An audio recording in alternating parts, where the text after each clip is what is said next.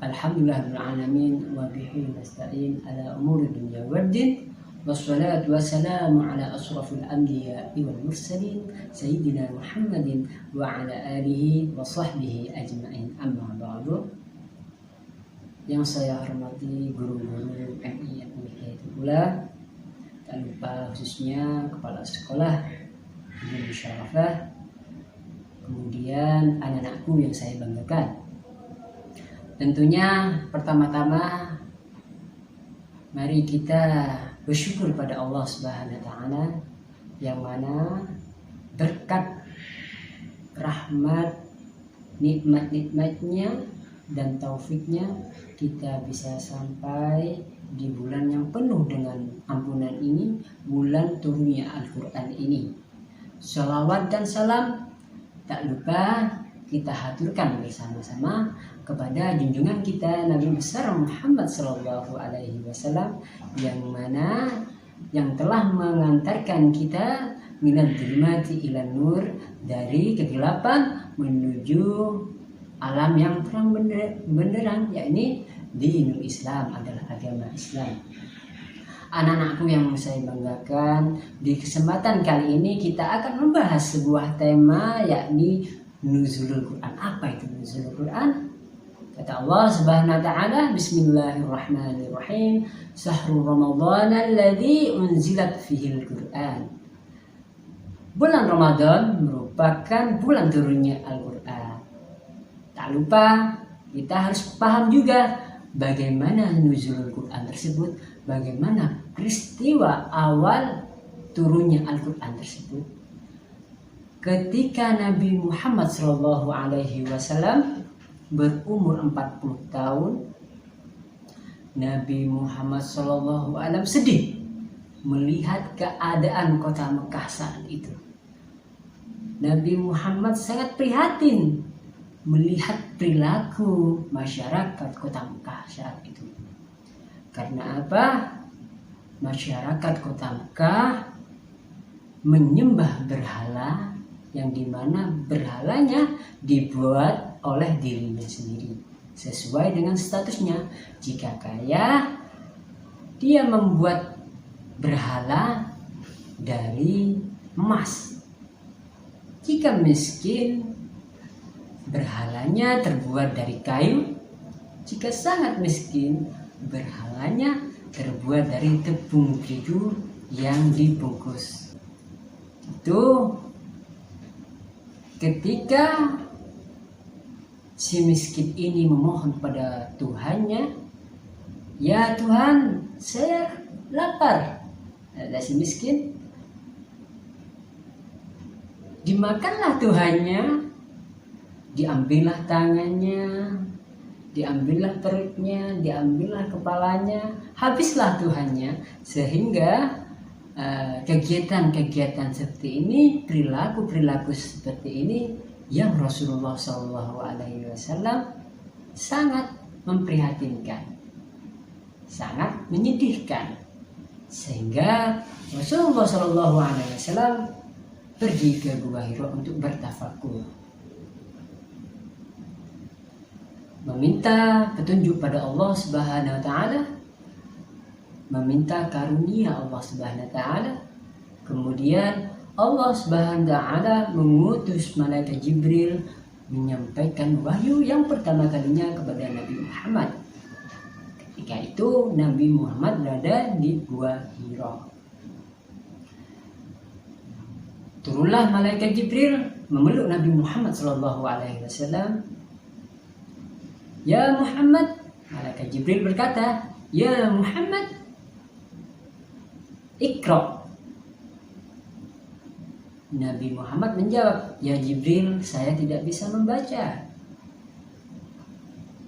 Ditambahkanlah pelukannya, dieratkan pelukannya oleh malaikat Jibril, sehingga Nabi Muhammad tidak bisa bernafas, dan Nabi Muhammad pun membaca apa yang diperintahkan oleh Jibril.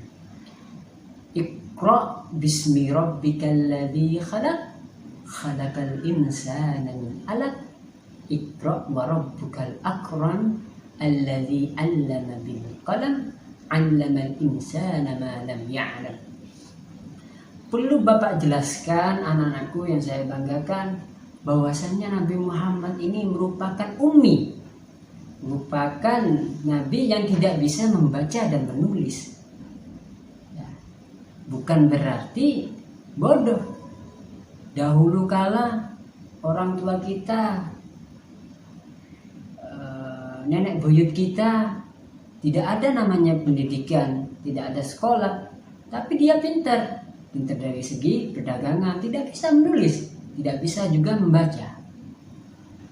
Itu Nabi Muhammad SAW disebut dengan ummi, tidak bisa membaca dan tidak bisa menulis. Suatu kaum menyebar fitnah bahwasanya Nabi Muhammad SAW itu membuat sebuah kitab, membuat Al-Quran, mengatakan, memfitnah bahwasanya kitab Al-Quran buatan Nabi Muhammad SAW. Kata-kata Nabi Muhammad SAW. Tapi kaum ini terbantahkan dengan Nabi Muhammad yang menyandang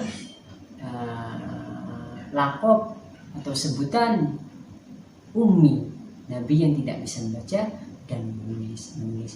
Ini merupakan dalil bagi kita semua, hujah bagi kita semua bahwasanya Al-Quran merupakan firman Allah Subhanahu wa taala, bukan karangan Nabi Muhammad SAW. Ketika Rasulullah turun dari Gua Hira, ketika Rasulullah sudah mendapatkan wahyu dari Allah Subhanahu wa taala melalui malaikat Jibril, beliau turun pulang ke rumahnya dan bercerita kepada istrinya, Siti Khadijah. Kemudian apa kata istrinya?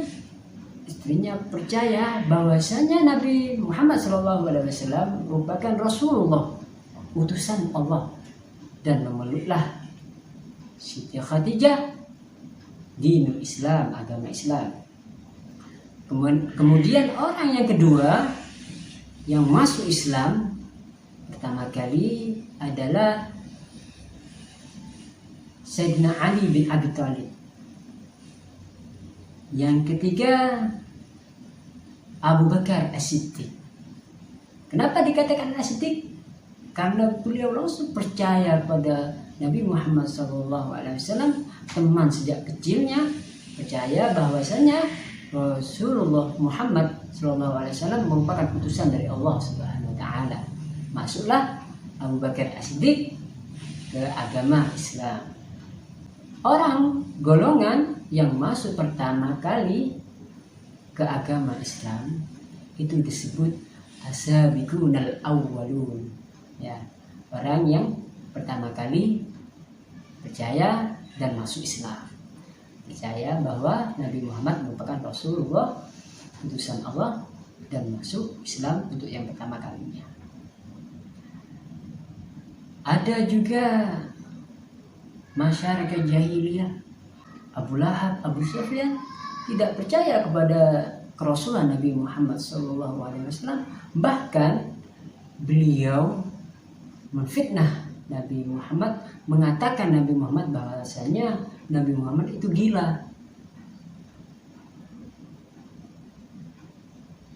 Untuk itu anak-anakku yang saya banggakan, di bulan suci ini, bulan turunnya Al-Quran ini, mari kita membaca Al-Quran, tadarus Al-Quran, mengamalkan apa yang ada dalam Al-Quran di dalam kehidupan sehari-hari, sehingga kita menjadi manusia yang percaya bahwasanya Al-Quran merupakan firman Allah, percaya bahwasanya Nabi Muhammad adalah utusan Allah Subhanahu wa taala. Itu saja dari saya, kurang lebihnya saya mohon maaf yang besar-besarnya. Wallahul muwaffiq ila aqwamit thoriq. Assalamualaikum warahmatullahi wabarakatuh.